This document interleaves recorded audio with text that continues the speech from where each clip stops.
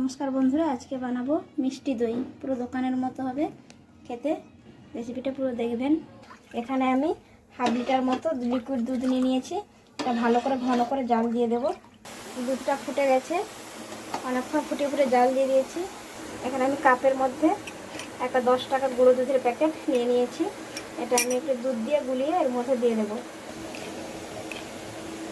এইভাবে একদিন বাড়িতে বানিয়ে খাবেন মিষ্টি দই। দোকানের মতো হবে খেতে, খেতেও খুবই ভালো হয় খেতে গরমে। দুধটা আমি দিয়ে দেবো, গুঁড়ো দুধটা দিয়ে গুঁড়ো দুধটা দিয়ে দিয়েছি গুলিয়ে। এর মধ্যে আরেকটু জাল নিয়ে দেবো। এখন আমি চিনি দিয়ে দেবো, ছোটো চামচের 6 চামচ মতো আমি চিনি দিচ্ছি। দুধটা অনেকটাই ঘন হয়ে গেছে। এবার আমি এটা নামিয়ে রেখে দেবো।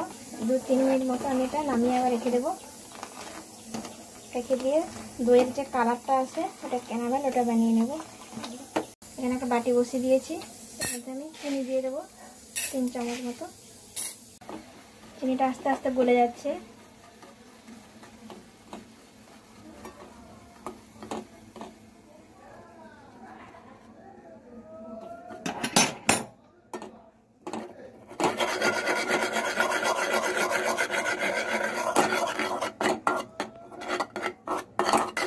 আর একটু লালতে হবে, তখন গ্যাসটা অফ করে দেবে। বেশি কালো হয়ে গেলে তেতো হয়ে যাবে দইটা।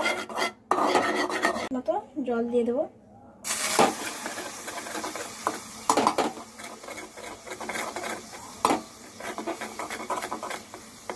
গ্যাসটা অফ করে দেবো, দিয়ে আমি দইটার মধ্যে ঢেলে নেব। ক্যারামেলটা দিয়ে দেবো।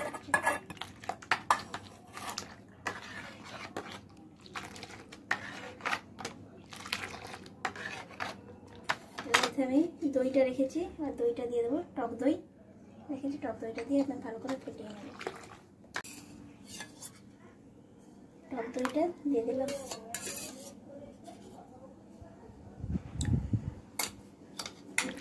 এটা ভালো করে আমি ফেটিয়ে নেব।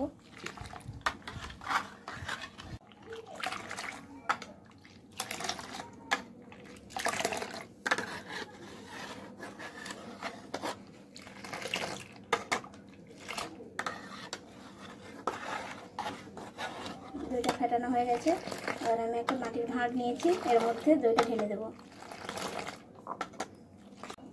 2টো এলাচ ফাটিয়ে দিয়ে দেব দই মিশ্রণটার মধ্যে। দিয়ে দিচ্ছি ভাঁড়টার মধ্যে।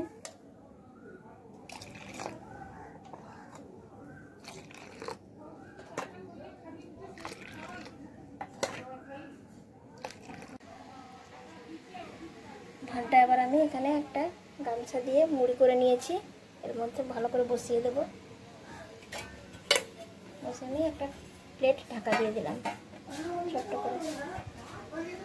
ঢাকা দিয়ে আমি এক সাইড করে রেখে দেবো।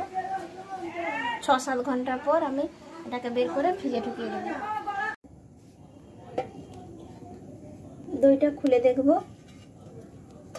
হয়ে গেছে। দইটা খুব সুন্দরভাবে বসে গেছে। এবার এটা আমি ফ্রিজে রেখে দেবো, 1 ঘন্টার জন্য ফ্রিজে রেখে দেবো। দিয়ে আপনাদের কেটে দেখাবো দইটা। দইটা আমি 2 ঘন্টা পর ফ্রিজ থেকে বের করেছি। দেখুন কত সুন্দর হয়ে বসে গেছে। একবার গরমের দিনে এইভাবে একবার দইটি বানিয়ে খাবেন, খুবই ভালো হয় খেতে মিষ্টি দই।